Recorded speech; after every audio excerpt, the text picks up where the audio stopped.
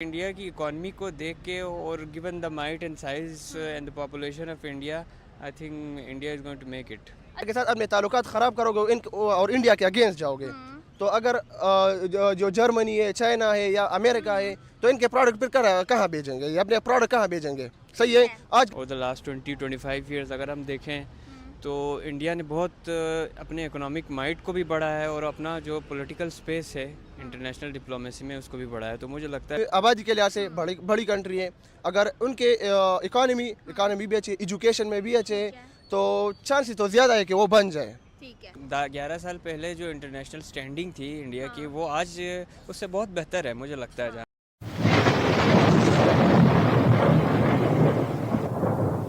नमस्कार दोस्तों, स्वागत है आपका हिंदुस्तान डॉट में। दोस्तों, आज के वीडियो में हम देखेंगे कि जो पढ़े लिखे पाकिस्तानी है वो इंडियन गवर्नमेंट, इंडियन इकोनॉमी और इंडियन टेक्नोलॉजी के बारे में क्या कहते हैं। दोस्तों, आप तो जानते ही होंगे पाकिस्तानी मूल्य और पाकिस्तान की गवर्नमेंट तो इंडिया से बहुत जलती है। वो तो हर दिन इंडिया के सामने जहर ही उगलते हैं। लेकिन दोस्तों, जो पढ़े लिखे पाकिस्तानी है वो आज इंडिया के बारे में क्या कहते हैं, वो आज हम इस वीडियो के अंदर देखने वाले हैं।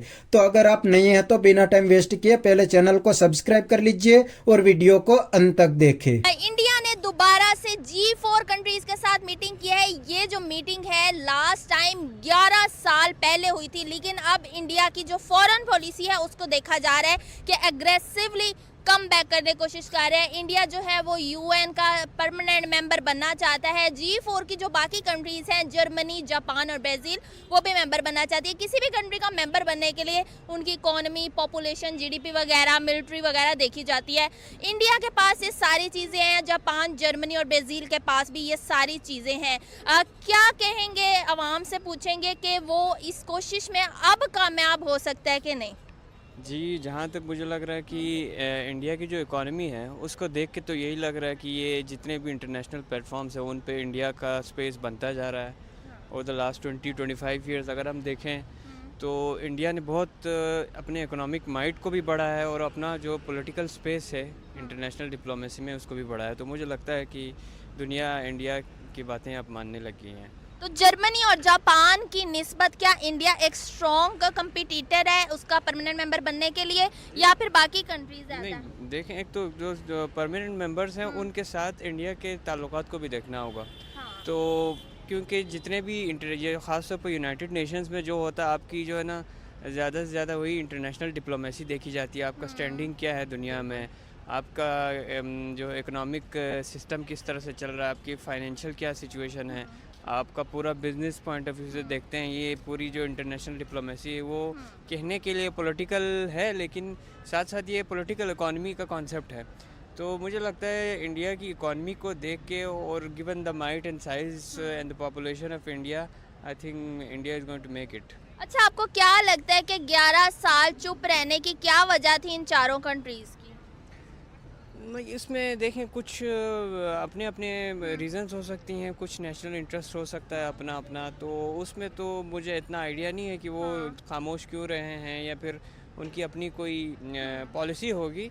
लेकिन अब जाके मुझे लगता है कि इंडिया, क्योंकि हर जगह जो है ना उसका वो चल रहा है, तो मुझे लगता है कि ये आगे परमानेंट उसमें आ सकते हैं। अच्छा, ये जो एक खामोश रहे इनकी वजह आपको नहीं लगता कि एक इनकी जो स्ट्रेटेजिक अप्रोच है वो भी हो सकती है? जिस तरीके से अब इंडिया जो 2026 में अपनी जेट्स की डील कर रहा है, मिलिट्री की डील कर रहा है, और जिस तरह से उनकी इकोनॉमी ग्रोथ हुई है, इंडिया इसी वक्त का इंतज़ार कर रहा था कि जिस तरह उनके रिलेशन अमेरिका, रशिया वगैरह के साथ स्ट्रॉन्ग हो, फिर वो इस चीज़ में कूदे ताकि दूसरी कंट्रीज़ भी इनकी हिमायत हाँ, करें। ये भी हो सकता है, वन ऑफ द रीजंस इनमें से ये भी हो सकता है। लेकिन और भी बहुत सारी चीज़ें हो सकती हैं जिसमें 11 साल पहले जो इंटरनेशनल स्टैंडिंग थी इंडिया की, वो आज उससे बहुत बेहतर है मुझे लगता है। जहाँ पे क्योंकि आपकी at the end of the day हमेशा जो चीज़ काउंट होती है वो आपकी इकोनॉमी का साइज़ है। हाँ।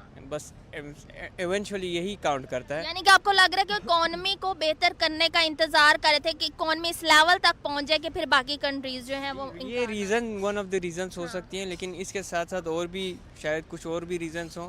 तो उसके लिए बाकायदा जो है ना वो देखना पड़ेगा उसके क्या 10 साल 11 साल पहले उसकी क्या अप्रोच थी, या फिर ये भी हो सकता है 11 साल 15 साल पहले आप उनकी जो पॉलिसी है, क्योंकि वहाँ पे कांग्रेस है, एक दूसरा आपका बीजेपी है, right wing and left wing इनकी पॉलिटिकल आइडियोलॉजी है, वो मुख्तलिफ है इनके, ठीक है ना। आपको मेरे ख्याल से तो कांग्रेस की अप्रोच डिफरेंट हो, बीजेपी की अप्रोच डिफरेंट होगी, तो मुझे लगता है उसकी भी एक रीज़न हो सकती है कि 15 साल से मोदी की गवर्नमेंट है, बीजेपी फार राइट है, जबकि उससे पहले जो आप कह रहे हैं 11-12 साल पहले, तो उसको पॉलिसी को बनाने में भी थोड़ा टाइम लगता है। तो मेरे ख्याल से ये हो सकता है कि लेफ़्ट एंड राइट का जो है कांग्रेस, क्योंकि लेफ़्ट ओरिएंटेड है, थोड़ा सा लेफ़्ट पॉलिटिकल पार्टी है, जब जमात है, तो शायद उसकी अप्रोच डिफरेंट हो, तो मुझे लगता है कि पॉलिटिकल पार्टीज़ के मैनिफेस्टोस में भी फ़र्क हो सकता है। ठीक है, पाकिस्तान की अगर बात की जाए, पाकिस्तान नहीं चाहता कि यूएन के जो